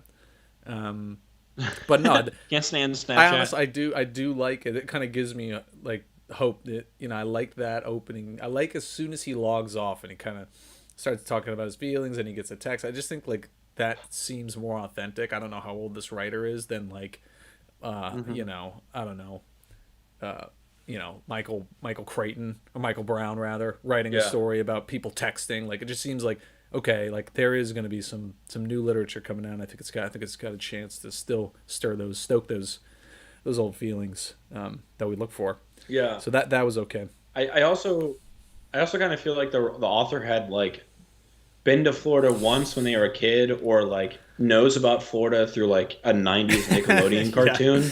Because like not everyone has broken AC and broken fans. Like 95% of Florida is well air conditioned and it's okay. You know what I mean? Like it's not like this like miserable, hot, humid place.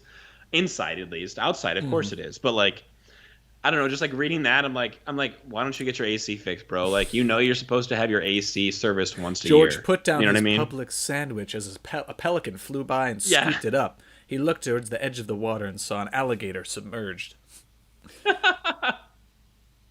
Like, you know what I mean? It's just like and Mickey Mouse was there because that's all I've ever seen in Florida. Like, I love Okay. good Florida fiction. I love some Zora Neale Hurston. I love someone who can like love it. bring out the she's wonderful. She's I love awesome. someone who can bring out the unique vibe of it that's not like meth heads or whatever. As much as I also do love like Yeah. a Florida Project. I just love someone who can capture that vibe. Yeah. Which they didn't do, and I don't think that was their intent as much as they've dropped. It was like, No. take a shot every time they say Florida, you're going to pass out. Yeah, But exactly. yeah, good. I mean, good. Or dream is sweaty. The one thing I'll take away from it is just like I don't know anything about the characters, and fan fiction really depends upon you coming in with neither. knowing them. But just from what you Yeah. read me, I have no interest to continue. I got the kiss I want. I can't. I got off. It's good. No, I'm done. Yeah. I've creamed my jeans and I don't need to re-cream them from this, you know? Yeah, exactly. Well, because it's catch like me, it's catch like, me you know, next week, fervently reading the rest of this, hunched over at work. When I'm a like different Rory, person again. like Rory from the Refinery. Yeah, article. yeah. Just like Rory. No, I agree. I just, as a fan fiction podcast, I feel like it was almost our responsibility to talk about the most read fan fiction on AO3. That's fair. Yeah, so that's why I picked it. That's why I wanted to read it. So I'm glad we did it. Any other thoughts on it before we move on? Yeah, I mean, I have no interest to continue reading it, but it's definitely a cool story. Agreed. It's everything around it Yeah. is pretty cool and interesting, and it has real Yeah. world consequences. It's done, right? It's done. There's And no I'm gonna- more. There's no heat waves. Heat waves I think 2. it's The done. heat wave I is will- back, and the AC is broken. I will legitimately say, TBH, you're lame. Congratulations. Like, that's awesome.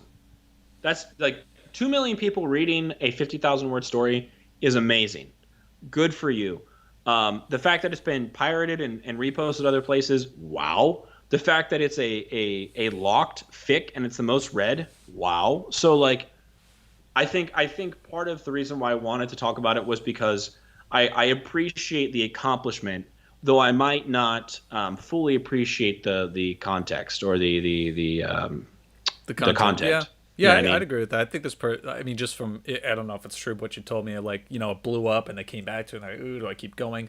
It seems like they kind of, if that's true, it seems like they kind of understood the real life consequences and things that come with writing a ship fic. It's like not just I'm gonna make Iron Man scissor the Green Falcon or whatever, and Yeah. then you may end up ruining someone's life or getting them in a situation like Supernatural. That guy really doesn't like it. Like, he just does not. He's not comfortable. No. And doesn't like it. But people don't care. and the They thing don't too care is, at all. like- They're like, we own you because we consume your character. Yes. So if that is true, they came back to it and they kind of felt iffy about it. I think that shows a good amount of integrity. So this person seems like they know what they're doing. Agreed.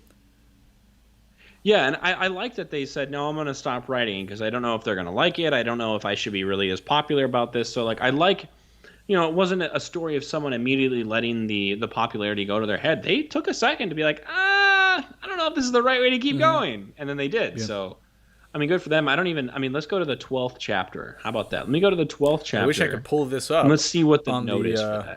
on the stream, but I can't get in because I don't have an account.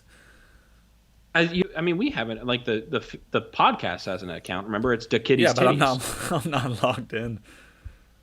I'll give you the info for it. I just want to see what the comments are or the notes are for the last chapter. I have to go chapter by chapter, of course, which is obnoxious, which is fine. But it's just, fuck, this one's really long, this chapter.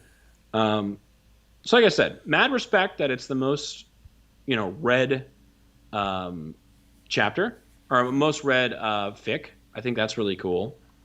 So yeah, it's kind of hard not to talk about the most Oh, popular. apparently, if this TikTok that I'm watching is to be believed, George already has a girlfriend. There you Whoa. go. So people should be fucking livid right now. I'm mad at George. Fuck him. Yeah, he ruined my dreams. He ruined my dream not found. Yeah. He ruined my dream about dreams. And I will say, like, as someone who is not, an active member of the LGBTQ community or a member of the LGBTQ community, if there really was a ship or something that made me feel represented or made me feel validated, I can understand why you might get angry if George was playing into this. It's seemingly just for popularity. So like I get it, but also like if you are angry, chill the fuck out. You know what I mean? Let George have a girlfriend. Let him be happy. So the final chapter has 2,400 comments, which is a lot. Dakota, is this going to emotionally ruin me? I'm not sure what I'll do once this is over. That's the top comment. Caught between crying and laughing right now. Why do you do 12 this? chapters, It is over. 50K This is the words. end. That's pretty That's pretty. Yeah. That's pretty loquacious. That's pretty long-winded. Yeah. People are encouraging TBH, you're lame, to keep writing, which is nice. Sobbing, your writing is always perfect. Holy cow. Oh, I love this. Coda, I love you. I love this. I love everything. The only thing in my heart right now is Coda. I'm so glad that you're committing, just want to throw that out there, to a sequel, and I will be patient for it to come out. This is my favorite fanfic show I've ever read. I've read through it multiple times and I'm planning on reading it more. You're, again, the wrong one. Such a great writer. Love you. Dang, now I'm kind of scared. Apparently there's going to be a I'd be sequel. kind of scared if I was the writer now. This sounds like, hey, I'm your number one fan, like Misery kind of situation. Yeah. Yeah, wow. So I think if anything, knowing that what was the most read fanfic was published in 2016, it looks like, was the first. Yeah, so the first chapter was 2016. The final chapter was 2019. It was 60 chapters, and 424,000 words was the most read fanfic, the most hit fanfic. MHA, right? MHA, My what do Hero you mean? Academia. Yes, My Hero Academia. To know that the fanfic numbers are only kind of really increasing tells me that maybe Heatwaves won't hang on to the title for long, but if We're they do, at a booming period where it's like, oh, J.D. Rockefeller's the most richest man in the world. Like, oh, here comes Cornelius Vanderbilt. Oh, here comes Carnegie. No one's ever going to have more than $10 million. That's crazy. Yeah. Good. Well, very good. So there we go. Yeah. Nice. I'm glad we did that. Ryan, what? Well, we started at the top, so next week get ready for the least read fan fiction on AO3. Just to kind of make it a nice sandwich. We'll catch everything in the middle. Nice. It's my very earnest attempt at serious fiction, least read. It's at the Warrior Cats. Is that what it's called? It's Warriors. It's a I Warrior cut out the Cat. cats. Warriors. Take the whole thing. I cut out the cats. Warriors Just fan- Warriors. It's a Golden State Warrior fanfic. Steph Cat is very scary. Steph Curry Steph Cat and Cat Thompson. Yeah. Steph Cat. Yeah, and Derulo Steve Cat. Cat is the What coach. are you stoked on?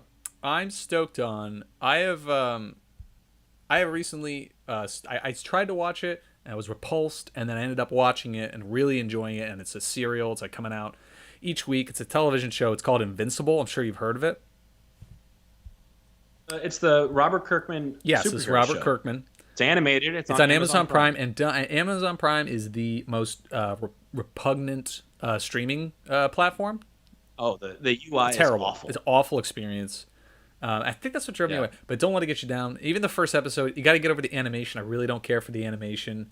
No, I don't. Really? But I really. I've heard it's late. It's a little. It's a little. I mean, it feels kind of churned out, but it's on an actual comic. It's on the actual Invincible comic by Robert Kirkman. Yeah. So it's got great source material, and it is just slam packed with like all-star voices. Like I just kept pausing myself, being like, "Oh my, is that literally this guy? Or is that this guy?" And each episode is pretty self-contained, so it really reads kind of like a comic. There's an overarching, like conflict for the whole season, but you get these really cool looks, and It's just like effortless world building. Like it's so well lived in, and it just makes sense, and you can really tell that it's as Robert Kirkman, because it's just so well made, and it's good. It's easy to pick up and watch. But yeah, I've been watching a lot of Invincible. Good. That excites me because I want to watch it. The main character is voiced by Steven Yen. His father, Omni Man. Yes. J.K. Simmons. So good. So no, it is a great voice cast. It's interesting. So I've heard good things about it. So it's been on my list. I just haven't had a lot of time to watch it. So I'm excited to maybe crack into that. I also haven't seen The Boys. I've heard that's good too. So maybe Amazon Prime's kind of the place I watched right now. The Boys. It's like, I guess, a similar vibe from The Boys, where it's like a lived-in universe with all these superheroes and like all these like villains who are like, oh, here comes Doctor Earthquake again. Like, I loved that, but I didn't really like that from The Boys as much. I could give it another shot, but Invincible was kind of what I didn't like. What I was missing from The Boys is in Invincible. I really enjoy it, and it's not done yet, nice. so you can wait. You have plenty of time till all comes out. You can just binge it, and they love to do that. Yeah, just binge it because it's what 20-minute episodes. 30, yeah. It's like half hour. 30 once a week. Yeah, could be longer, so you could binge it. Nice. Okay, so you're stoked on Invincible. I got two because it's been a while. The first one will be quick. It's called For All Mankind. It's on Apple Plus TV, if that's a fucking thing, whatever the right name for it is. It is an alternate history show about if the Russians beat us to the moon and the space race never ended. Starring one of my favorite actors. His name's Joel Kinnaman. He's the main character in The Killing, the main male character in a show called The Killing that used to be on AMC. He's also in RoboCop. He's also the main character in Altered Carbon. I think he's a great actor. And so the main character in For All Mankind, it's a historical drama. I'm only 2 episodes in, so I'm not like hella stoked. I kind of read some reviews because I was like, why does the review on IMDb look so low? Apparently it kind of goes off the rails at the end of season 1. So I'm stoked on the first few episodes. Okay. I'll say that comfortably. I actually just started watching The Americans, also on Amazon Prime. Also a massive pain to get through. And I vibe with that. I love this alternate reality. Agreed. Yeah, I think it's interesting. So that's my first stoked on. Fuck, I have like 3. Okay, I'll be quick. Second one, I just watched The Last Dance, the Michael Jordan documentary. Finally watched it. Really great. Isn't it great? Really good. It's just like everything you've ever wanted to see. Like anything you could ever want to see, it's in there. It's like everyone knows the story. It's not like a great, like it's not like a shock, but it's just like the access is unbelievable. Yes, and like I think like it's funny because now I took that personally. Okay. All right, yeah, fine. Like that's like in my vocabulary now. One of my friends has been trying to lose a little weight. So I'm like, yeah, I'll work out with you, like for sure. Like let's do this. And so we've been trying to go to the gym, trying to play basketball and stuff like that. And he was telling his wife that I'm not good at basketball. And so we were playing the other day, just the 2 of us. And he's like, yo, let's do some one-on-one. I was like, you want to do one-on-one? He's like, yeah. And I was like, okay. And then I just replayed it in my head of his wife saying, yeah, he said you're bad at basketball. The great slow. And then immediately I was just like, okay, you think I'm bad? All right. That's all I needed. And I fucking torched his ass. He got up 3-0, and that's when I played the clip in my head of his wife saying that. Ended the game 11-3. I was pissed. That was all I needed to burn Gainesville to the ground. Around, then all of a sudden you're like, I'm getting in the post. This is over. I'm putting you on my backside, and we're going to the lower block. That's how we're going to play the next 30 minutes. 1,000,000,000%. And I was like, oh, yeah, I am not very good at making threes. I'll make as many as I possibly can right now. Obviously, it was by 1s and 2s, but I was just draining it from the 3-point line. So that gave me a lot of confidence. So now that's definitely, like, I took that personally as in my vocabulary now. Good. And then want finally, the thing walking around with a hair trigger. I honestly, I do really like how it also showed like kind of how isolating it was for him, and how it was like he was like so frustrated when like he didn't like do well, or like when people didn't understand. Like that moment was like really interesting. It's a great portrait of this guy who's kind of an enigma, even though he's a big pop culture icon. It was great. Yeah, and I honestly, I mean, I've always been. Not always. For a while, I was a LeBron James fan. Haven't really been for a while. I'm kind of annoyed that he keeps changing teams. I guess I'm just sort of that sports fan that's like, stick with the team that like Mm-hmm. picked you. Um, Maybe I'm just old school that way. And I don't know. I used to think LeBron was great, but after watching The Last Dance, it's just like, shit, dude. Like, I don't think you have the mentality that Jordan or even Kobe had, because like LeBron, when he gets down, he like fakes a leg injury or some shit. Jordan like played through getting poisoned. Yeah, I love constantly that. I love with that the story. flu game. So I don't know. It's hard for me to not think that Jordan legitimately is the greatest of all time. So that was The Last Dance is amazing. I just want to throw that out there. And then my other like big stoked on is the Snyder Cut. I finally watched Snyder Cut. Finally came out. It's 4 hours. I don't give a shit. I loved it.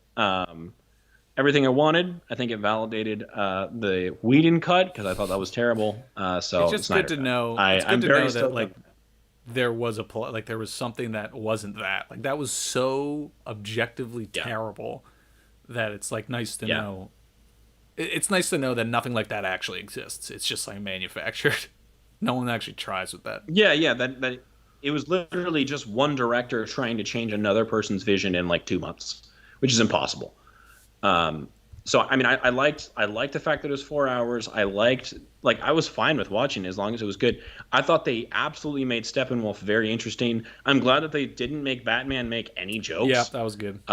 So I really like the Snyder Cut. I'm a big fan of it. I'm glad they released it. I wish the Snyderverse was still around. If it's not, can't complain because at least I we mean, got I can what we got. understand. I can And, understand, like, but definitely Ray Fisher. I mean, that goes without saying, like his frustrations. Yeah. and I Oh thought my he was God, fantastic. dude. I thought So his different. role was very important Yeah. too, like grounding and explaining. I think that was just like a terrible story choice. Not even like I like Cyborg. Yeah. No, it's like that was a terrible choice Yeah. to not include the human among the gods.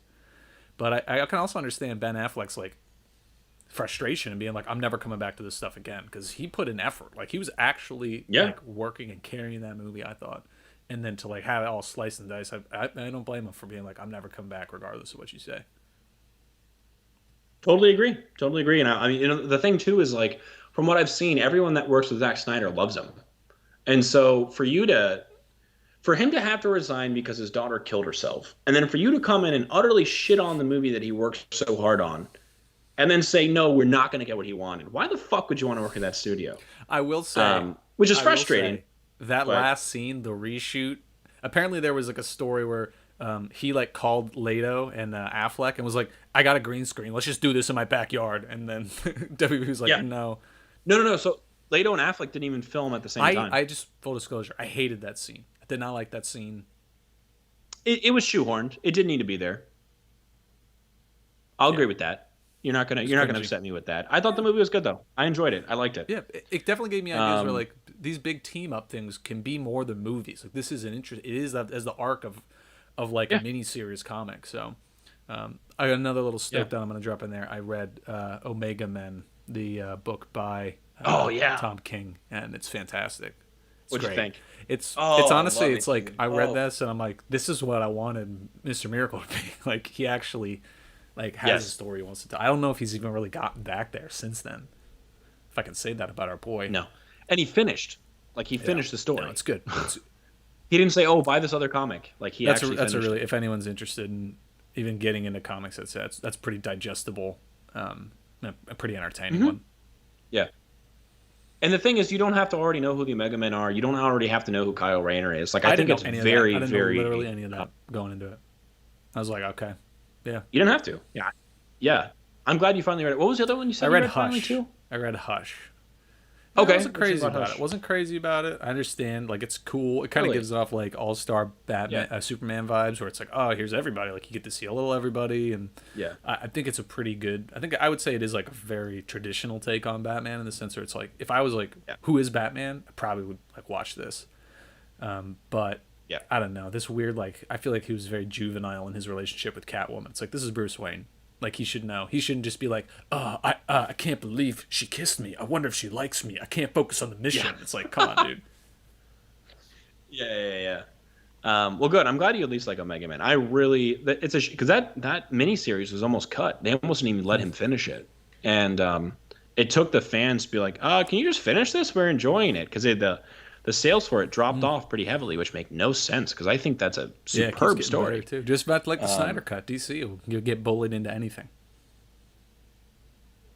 DC, basically. DC, I'm gonna just bully you him and into we'll a get Dream good Not shit. Found comic miniseries. Give it to Tom. Give it to Tommy Kings. They're both gonna be like depressed, like PTSD'd Yeah. out streamers.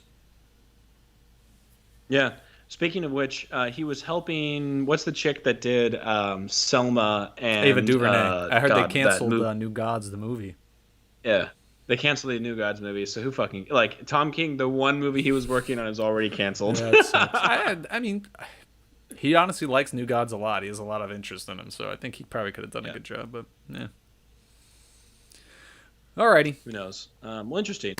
The only other thing I can add was Godzilla vs King Kong was a lot of fun. All right. Well, we'll end that there. Big lizard hits big monkey, and I like it. All right. Well, wondrous. Thank you for listening. This is a long episode, but we've been gone for I think over a month, so here we are. I think we're both feeling good. I'm pretty happy about this. I can't guarantee the next time we're going to record, but Ryan, whenever you're ready, just let me know. And like I said, thank you for being around. Hope you follow us on Twitter. Hope you leave a review somewhere. Comment on this. I don't care. Share it with your friends. Who gives a shit?